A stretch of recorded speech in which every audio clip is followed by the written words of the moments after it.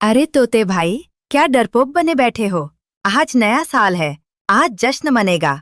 पुराने साल के साथ उस बेचारी टूनी का किस्सा भी तो खत्म हो गया। कालू, मुझे अच्छा नहीं लग रहा। पिछले साल आज ही की रात हमने उसे उस बर्फीली घाटी में गिरने दिया था। हमने उसे बचाया नहीं, सिर्फ उसके अनाज के लिए। चुप हो जाओ तुम दोनों, उसकी याद मत दिलाओ। आज नए साल की दावत है, भुल्ला चील ताजा मांस लेकर आता ही होगा। तभी अचानक तेज बर्फीली हवा चलने लगती है। जंगल के दिए बुझ जाते हैं।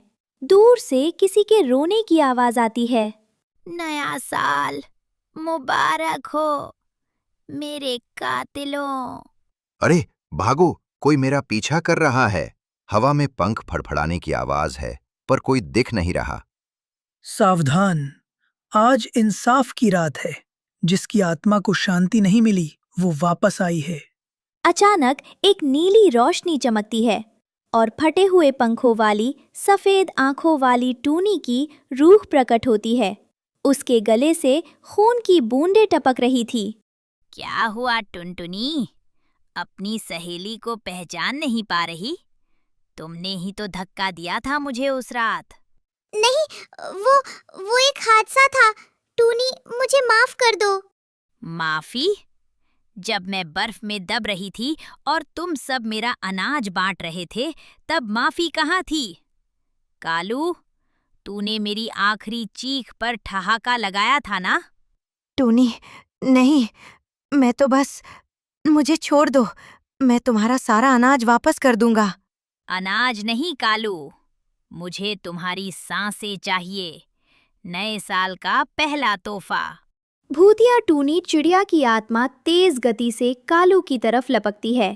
कालू उड़ने की कोशिश करता है, लेकिन अदृश्य ताकत उसे जकड़ लेती है। मैं इसे नहीं छोड़ूंगा।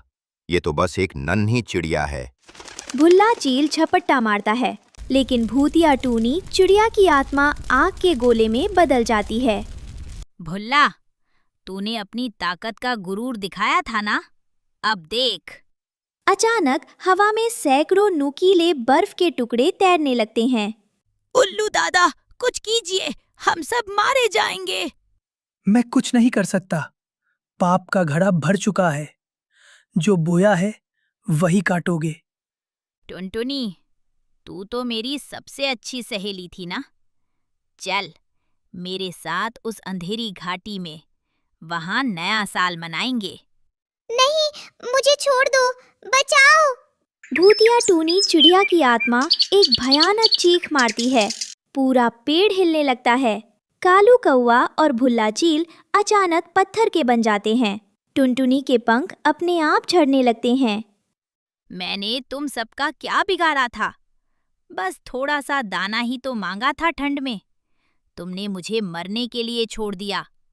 अब हर साल जब दुनिया नया साल मनाएगी, तुम इसी पेड़ पर पत्थर बनकर मेरी चीखें सुनोगे। मुझे माफ कर दो टूनी, मैंने तुम्हें रोका नहीं। यही मेरा गुनाह है। जा तोते, तूने सच बोला। तुझे जिंदा छोड़ती हूँ, ताकि तू पूरी दुनिया को बता सके कि लालच का अंजाम क्या होता है। सुबह की पहली किरण फूटती है। आत्मा गायब हो जाती है। टुनटुनी, कालू और भुल्ला अब पत्थर की मूर्तियां बन चुके हैं, जिनकी आंखों से खून के आंसू बह रहे हैं। नया साल आ गया, पर कुछ लोग पुराने साल के अंधेरों में ही दफन हो गए। नया साल तो आ गया था, लेकिन जंगल के उस पुराने बरगद के पेड़ पर सन्नाटा ऐसा था जैसे मौत पसर गई हो। कालू, टुनटुनी और भुल्ला चील पत्थर बन चुके थे। उनकी पत्थर की आंखों से अभी भी लाल रंग की बूंदें टपक रही थीं। तोता, जो अकेला बच गया था, अपनी जान बचाने के लिए बदहवास होकर उल्लू के पास पहुंचा। उल्लू दादा, मैं ये मंजर नहीं देख सकता।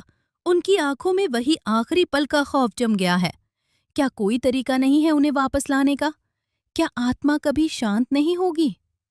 शाप देना आसान है तोते, पर उसे काटना नामुमकिन के बराबर। आत्मा नफरत की आग में जल रही है। जब तक उसे ये यकीन नहीं होता कि उनके दिल में सच्चा पछतावा है, वे पत्थर ही रहेंगे। पर वे तो पत्थर हैं, वे पछतावा कैसे करेंगे? वे तो बोल भी नहीं सकते। आज रात जब चाँद आधा होगा, टूनी फिर आएगी। वो अपना बदला पूरा करने के लिए उनकी आत्माओं को तड़पाएगी। अगर तू उनकी रूहों को उस पत्थर के शरीर से बाहर निकालकर टूनी के सामने ला सके और वे माफी मांग ले, तो शायद बात बन जाए। रात के 12 बजते ही जंगल का तापमान गिरने लगा। अचानक बरगद के पेट से काली धुंध निकलने लगी। आत्मा फिर से प्रकट हुई। उसके हाथ में एक बर्फीली तलवार थी। जागो मेरे गुनहगारों, सोने का वक्त खत्म हुआ। आज की रात मैं तुम्हारी पत्थर की खाल के अंदर छिपी आत्माओं के टुकड़े टुकड़े कर दूंगी। भूतिया टूनी चिड़िया की आत्मा ने जैसे ही पत्थर बनी टुनटुनी पर वार करना चाहा, तोता बीच में आ गया। रुको टूनी, एक मौका दो। देखो, इनकी पत्थर की आंखों से आंसू निकल रहे हैं। क्या तुम्हें सच में लगता है कि वे खुश हैं? हट जा तोते। जब मैं ठंड से मर रही थी, क्या इन्होंने मुझे एक मौका दिया था? ये पत्थर का शरीर तो इनके कठोर दिल का आईना है। टूनी, अगर तुम इन्हें मार दोगी तो तुम में और इनमें क्या फर्क रह जाएगा? तुम तो दयालु थी, सबकी मदद करती थी। क्या तुम भी अब एक कातिल बनना चाहती हो? तोते की बात सुनकर टूनी ठिठक गई। उसने अपनी शक्ति से उन तीनों की आत्माओं को एक पल के लिए पत्थर से बाहर निकाला। कालू, टुनटुनी और भुल्ला की रूहें धुएं की तरह सामने खड़ी थी, कमजोर और डरी हुई। टूनी, मुझे मार डालो, मैं हकदार हूँ। उस रात बर्फ से ज्यादा ठंडी मेरी नीयत थी। मैंने अपनी सहेली को खो दिया, सिर्फ थोड़े से अनाज के लिए। ये पत्थर का शरीर मेरी सजा नहीं, मेरा बोझ है। मैंने हमेशा सबको लूटा टूनी। मुझे लगा ताकत और चालाकी ही सब कुछ है, पर आज समझ आया कि मौत के बाद सिर्फ कर्म साथ आते हैं। मुझे माफ कर दो, भले ही मुझे मुक्ति ना मिले। मैं अपनी ताकत पर इतराता था, पर आज एक छोटी सी चिड़िया की रूह के सामने मैं चींटी से भी छोटा महसूस कर रहा हूँ। भूतिया टूनी चिड़िया की आत्मा की आंखों की लाली कम होने लगी। उसकी तलवार धीरे धीरे गायब हो गई। मेरे घाव गहरे थे, पर तुम्हारे आंसू उससे भी गहरे हैं। मैं तुम्हें पूरी तरह आजाद नहीं कर सकती, क्योंकि कुदरत का कानून बदला नहीं जा सकता। पर मैं तुम्हें पत्थर से मांस के शरीर में वापस ला सकती हूँ। सच में टूनी? हाँ, लेकिन एक शर्त पर। तुम तीनों अब कभी इस जंगल के राजा या अमीर पक्षी नहीं बनोगे। तुम्हें हर साल की इस रात को उन बेसहारा पक्षियों की सेवा करनी होगी जिनके पास घर नहीं है। अगर एक भी पक्षी ठंड से मरा तो तुम दोबारा पत्थर बन जाओगे। जैसे ही सूरज की पहली किरण पड़ी, पत्थर टूटने लगे। कालू, टुनटुनी और भुल्ला जमीन पर गिर पड़े। वे जिंदा थे, पर उनके पंख अब सुनहरे नहीं बल्कि राख जैसे धूसर थे, उनके पापों की याद दिलाने के लिए। इंसाफ हो गया। टूनी को अब शांति मिलेगी। अलविदा दोस्तों। याद रखना, नया साल सिर्फ तारीख बदलना नहीं, खुद को बदलना है।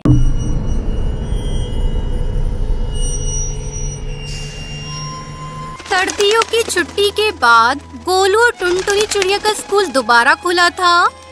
माँ, हमारा स्कूल खुल गया है। इतने महीनों बाद स्कूल जाएंगे, अपने दोस्तों से मिलेंगे, कितना मजा आएगा। कुछ मजा नहीं आएगा। स्कूल बंद थे तो आराम से घर पर वीडियो गेम खेलने को मिल रहा था। अब ढेर सारा होमवर्क करना पड़ेगा। गोलू अपने कमरे में जाकर वीडियो गेम खेलने लगा। अचानक उसी वीडियो गेम में एक भयानक चेहरा दिखाई दिया।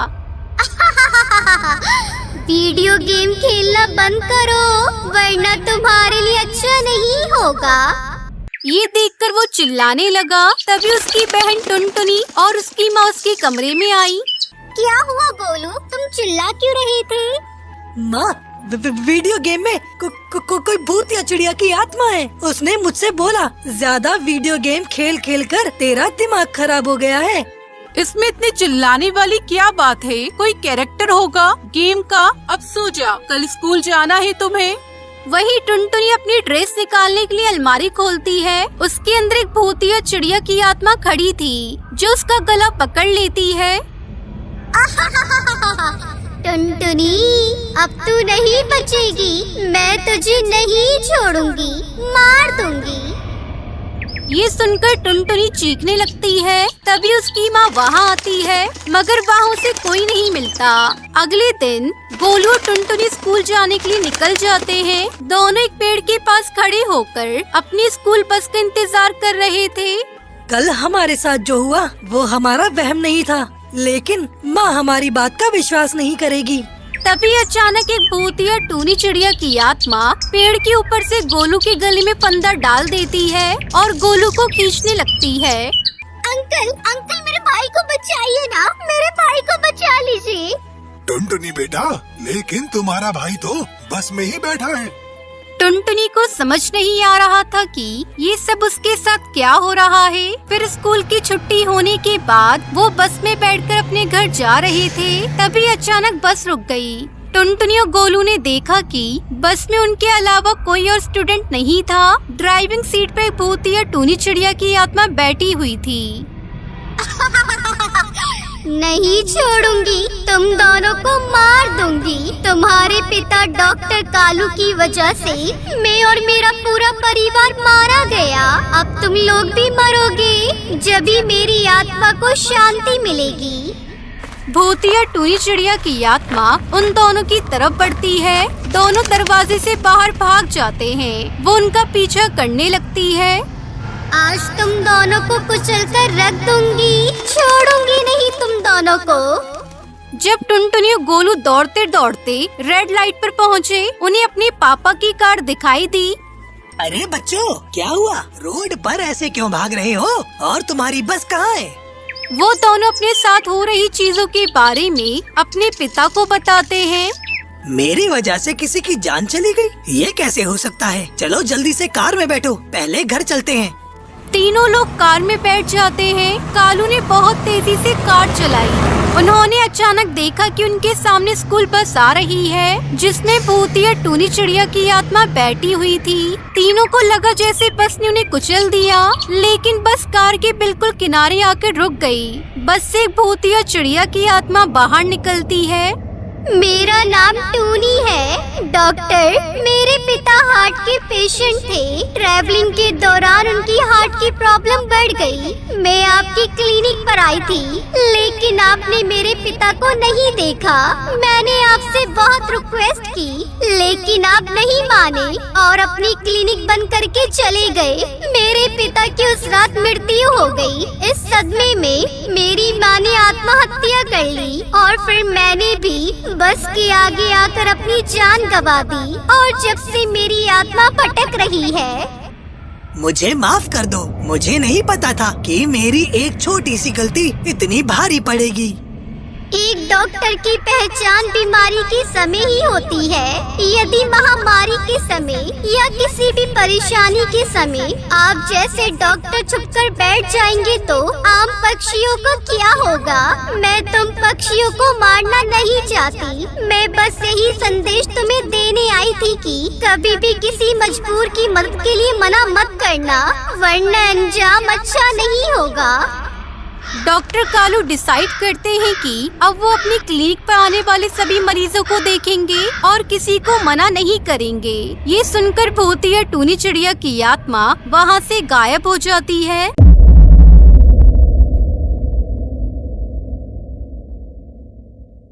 कड़कनाथ सेठ अपने गांव में सब्जी बेचने का काम करता था। उसका सिर्फ एक बेटा था कालू, जिससे वो बहुत प्यार करता था और उसकी हर ख्वाहिश पूरी करता था। एक दिन कड़कनाथ सेठ अपनी पत्नी सुंदरी कौवी से कहता है, अरे सुंदरी, मैंने अपने कालू के लिए एक चिड़िया देखी है। मैं तुम्हें उससे जल्दी मिलवाऊंगा। गांव में टूनी नाम की एक चिड़िया अक्सर सब्जी बेचने आया करती थी। कड़कनाथ सेठ की उसकी एक दो बार मुलाकात हुई थी। टूनी बोलचाल में मीठी थी, इसलिए अच्छी दुकानदारी कर लेती थी। एक दिन कड़कनाथ सेठ ने उसे अपने पास बुलाया और उससे कालू की शादी की बात की। अंकल जी, मैंने आपके बेटे को देखा है, लेकिन शादी से पहले मुझसे मिलना चाहती हूँ। टूनी चिड़िया कड़कनाथ सेठ के साथ उसके घर जाती है। सुंदरी कौवे से उसके परिवार के बारे में पूछती है। मैं बचपन से अनाथ हूँ, मेरा ना कोई गांव है ना कोई परिवार है। फिर कुछ दिनों बाद टूनी और कालू की शादी हो गई। कड़कनाथ सेठ को लगा जैसे उसका परिवार पूरा हो गया, लेकिन शादी होने के बाद कालू को टूनी चिड़िया की कुछ अजीब आदतों के बारे में पता चला। वो अक्सर रात में बिस्तर से गायब हो जाती थी। अरे ये टूनी कहाँ चली गई? टूनी, तुम कहाँ हो? सुबह जब कालू उठता तो टूनी बिस्तर पे ही मिलती। एक रात जब कालू की आंखें खुली तो टूनी चिड़िया बिस्तर पर नहीं थी। वो उसे पूरे घर में ढूंढने लगा। आज पता करके रहूंगा कि ये कहाँ जाती है। कालू ने देखा कि छत के जीने का दरवाजा खुला हुआ था। जब वो छत पर पहुंचा तो उसने देखा कि टूनी बहुत ही अजीब पक्षियों को मांस के टुकड़े खिला रही थी। टूनी, ये क्या कर रही हो? और ये मांस के टुकड़े कहाँ से आए? टूनी, क्या तुम मुझे सुन रही हो? पागल तो नहीं हो गई? नीचे चलो। टूनी चिड़िया पर कालू की बातों का कोई असर नहीं हुआ। टूनी ने कालू को जोर का धक्का दे दिया और भयानक आवाज में बोली, तुझे दिखाई नहीं दे रहा है? अपने भाइयों को खाना खिला रही हूँ। मांस खत्म होने वाला है, अब तेरा मांस काट कर इन्हें खिलाऊंगी। टूनी जैसे ही कालू की तरफ बढ़ी, वो भागकर नीचे गया और अपने मम्मी पापा को सारी बात बताई। मम्मी, पापा, उठो। टुनटुनी को पता नहीं क्या हो गया है, वो अजीब हरकतें कर रही है। पर जब वो छत पर जाते हैं तो वहाँ कोई नहीं होता।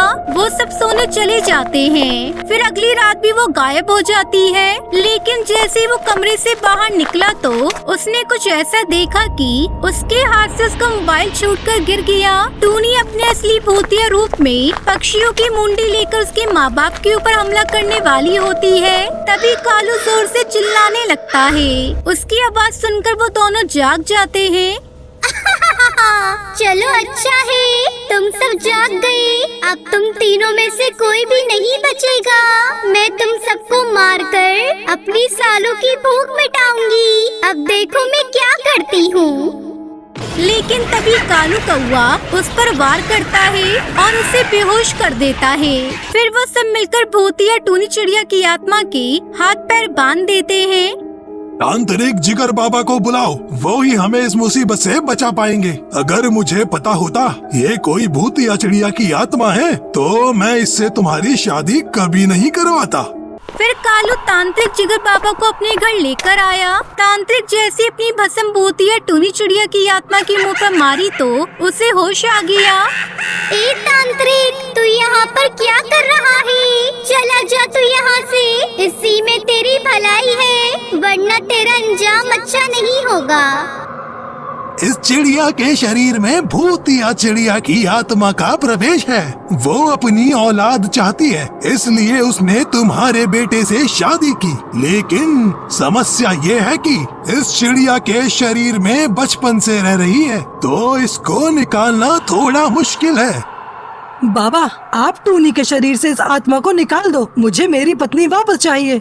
तांत्रिक ने टूनी को 6 महीने अकेले अपने पास रखा। काफी झाड़ू फूक करने के बाद भूतिया टूनी चिड़िया की आत्मा उसके शरीर से निकल गई और बिल्कुल वो ठीक हो गई। फिर कालू अपनी पत्नी टूनी के साथ खुशी खुशी रहने लगता है।